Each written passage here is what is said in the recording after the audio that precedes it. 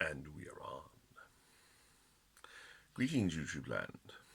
It is I again, and I'm here today to talk to you about being evil in your D&D RPG party. Now, this is brought on by remarks I saw on Absolute Tabletop talking about that secret vile betrayer. You know the player. Call him Dave. Dave likes to play the betrayer character. They're evil and they're gonna backstab the party. He did it the last 5 times, and oh, guess what? His next character is gonna do it too. Stop! All you Daves out there, just stop. This is bad. This is terrible. And this is probably pretty boring for everyone else. Because they're sitting there going, oh, when's Dave's character gonna stab us in the back, kill someone, absolutely torpedo whatever plot was going on, whatever character arcs were there, and then run off, cackling maniacally, thinking they're being so clever again. Now, because it's a social game, and you probably like Dave in real life, you can't just say, well, we're not going to play with you today, Dave. So you got to put up with the Daves of this world. So, Daves, stop. This is not how you play a betrayer, an evil character. So we're going to talk about those things. First, being an evil character in something like Dungeons and Dragons, Rolemaster, whatever you kids are playing these days, Dungeon World. You can play an evil character. No shakes about that. Played evil characters. They're a lot of fun. You get to be the dark conscience. You get to voice all the bad things. You get to be the person who says, I'll do that slightly questionable thing that everyone else is a little dodgy about, a little worried about, because that doesn't scar my conscience, because my conscience is pretty scarred already. But what I don't do is I don't take the party. The party, in any of these role-playing games, you're in a band, you're in a gang, you're in a pack. They're still your buddies. They're still your best allies. They're probably, if you're an evil character, the only people in the entire world who would trust you, who will stand up for you, who, when you inevitably get thrown in jail, and if you're playing an evil character, if you're playing a black heart, you've got to accept that you're going to get arrested from time to time. That they're the only people who are going to come and get you out. So, unless you're playing some totally mentally retarded person, some like with an intelligence of 3, use a Dungeons and Dragons terms, complete drooling cretin, which guess why are you playing an evil character? You're not going to betray the party. There's no reason to. So, being evil, you are still cooperative. You still should bring something to the party, depending on what sort of character you are. If you're the typical edgy rogue type, then you're bringing all those rogue skills, those abilities, those preternatural ways of being able to perform skills that other people just don't have. You're probably the clever person who comes up with the plans. If you're the dark wizard or the dark cleric type, then you're bringing some supreme magical power to the table. If you're a tough warrior, then you should be the bulwark, the anvil or the hammer against which the enemy break, and then you break them in return. Whatever character you're playing, you should bring something to the party. You should be invaluable. You should make yourself indispensable to them. So that when you get in trouble, when the townsfolk realize that, Why, yes, that is a disciple of the Dark God walking down the street. Let's string him up. Because he doesn't have all his acolytes and cultists and other little wizards that these people normally have. Let's form a lynch mob and get him. You're going to want the party to have a reason to back you up. Say, no, no, no, no. He's on our side. He's a bit dodgy, but we're working on him. We're trying to reform him. Look, he even said morning prayers to the Forgotten Realms game, Lathander or Ilmat or God, it's one of those other absolutely saccharine deities you can't stand. But he did anyway. He got up and greeted the dawn, prayed with the cleric as well. He's not totally evil. Should always give it a sense that you're not totally evil. So you should be useful. You should be wanted. You should be a bosom brother, a bosom sister of your fellow adventurers. That, you can still be evil. You can still be vile. You can still do terrible things. But do them to the NPCs. Or do them off camera. Because some people seem to get this idea that they've got to show off just how evil they are, and the descriptions I've sometimes encountered, I mean, I don't want to listen to that. I've come here to crack orc heads and take names. I don't want to listen to your vile torture fan fiction. Just say you're doing evil off screen or something. It's not needed. So, be useful, be wanted, and play it up. Be melodramatic. I've played evil characters. I like them. They're often enjoyable. They make a refreshing change.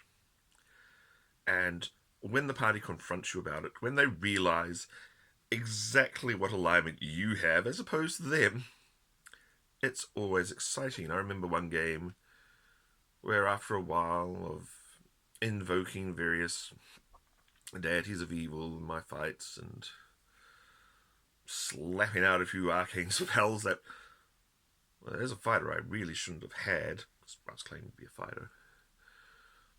The party all looked at me and said, "What's your alignment?" I said, "You know how you're lawful good." The player across the table from me said, yeah, my character's lawful good. Yeah, my alignment's like that, except I don't have lawful or good in my description. Or neutral. And Ditto would, oh. But I was on their side. I'd already saved several of their lives. And they suddenly all realised that, there was this black heart wandering around with them. Who did stick up with them? Who did pull them out of the fire? Who was useful? But also slightly unhinged and deranged, and I think that was the Curse of Strahd game, where we learned that most of the people didn't have souls, so they weren't people. Pro tip, don't reveal that to any characters who are, well, evil. If they learn that most of the NPCs wandering around are in actual fact just meat puppets, some terrible, terrible things get done to them. And the evil character will say, well, they have no soul. They are just a wandering meat puppet. They look like a person, but they're not really a person. Therefore, we can use them for these purposes. And the party agreed with me. That was the crazy, creepy thing. Always be very careful, if you are evil, that you don't make the entire party evil. Don't drag the entire party down to your level. Try and get dragged up to their level. That is a lot better. A lot finer outcome. It is heroic for you to turn good. It's villainous for them to turn evil. So be careful when you suggest your dark, vile things, that the entire party doesn't suddenly go, oh, actually, that is kind of expedient and useful right now. Oh, we'll go along with you. Because then bad things start happening. Everyone starts being evil, and it's not as much fun. And Dave will think that he can be evil too, and then it's all over, really, because Dave will backstab you. Won't even think about it. So, there's some advice on being evil. Now, the second bit. Betrayals. I've seen this too many times. Again, it's Dave. Dave decides to betray the party. And it goes like this. The party finds the widget, the MacGuffin, the thing they need to do the quest. If it's a prepackaged module adventure, a fairly cool magic item. Dave's character will murder you in your sleep and run off cackling into the dark with the magic item, killing another character, often in a way that they cannot be resurrected, because Daves do this, and derailing the entire plot. And you know Dave will do this, but you're not allowed. But often Daves will say, "You can't act against my character. You don't know that." We do know it. You're not as clever as we think. But that is a derailing betrayal. It is just this stupid thing done out of the blue. And you think, why would you do that? Why would you just sabotage everything? You had goals. You're more than that alignment description in the corner of your character sheet. You have goals, you have objectives, you have wants. You have lives, you have loves, you have learned. So, and presumably someone online, you've learned not to backstab your closest allies, the only people who'll stand up for you. So don't do it. However, you might want to have a betrayal in your game. You might want to eventually have a showdown with the paragon of the party, because often there is a paragon. Someone is playing the paladin, the cleric, the lawful good do-gooder. And so you should set that up. Build on it. Make it obvious that at some point that there is going to be this betrayal, that there will be a falling out. Talk it over with the other player. Talk it over with the party.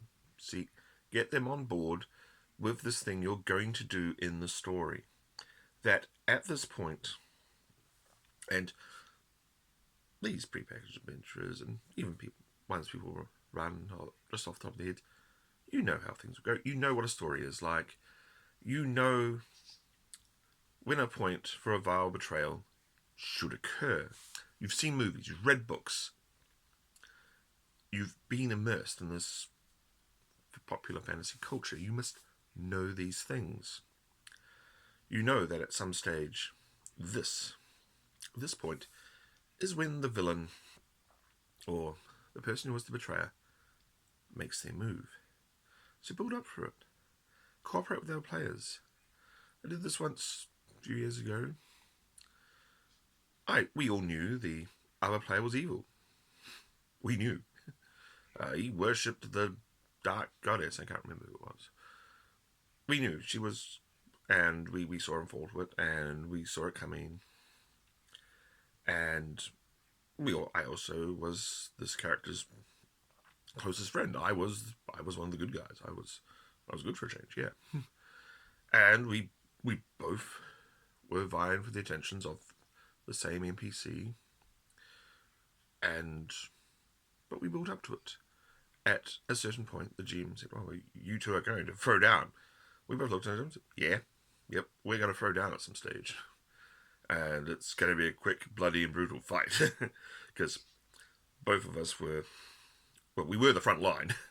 There was him, there was me, and everyone else hid behind us, and we were the front line of the party. We took all the blows. We dealt out a ton of damage ourselves, and everyone else sort of stood behind us and threw spells, or did that support stuff, or ran around like a headless chicken, because there's always a few headless chickens in large parties. But the two of us fought as a team against the forces of chaos and madness and evil. Except one of us was on one side and the other was on the other side. We were best friends. We knew this. The players knew the confrontation was going to happen. And, well, on some level, the characters did as well.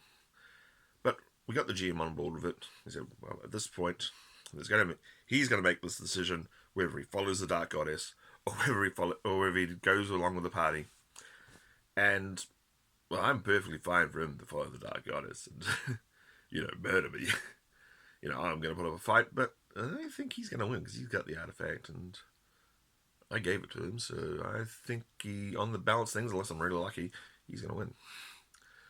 So Planet. And it was this big scene, and it came to this confrontation, and all these people were either going to live or die based on what the betrayer was going to do, and we all knew they were going to make the wrong choice. And there was a big fight, and he kicked my ass. And that was great. And the next few sessions after that, there was a bit of a scramble defense to actually save the world and deal with his betrayal. But it was fun. It was built up. We all saw it coming. It wasn't just, oh, hey, sorry, William, your character's been murdered in the middle of the night by Aaron over here. No, it was plotted out, and it was interesting. We got to see it happen. So that is how you do a betrayal. Work it into the story. You can generally see them coming a mile away. So build up to it. Encourage it. Work the story around it. So those are my thoughts, both on being evil and doing betrayals. There are right ways to do it. There are wrong ways to do it. Do it the right way.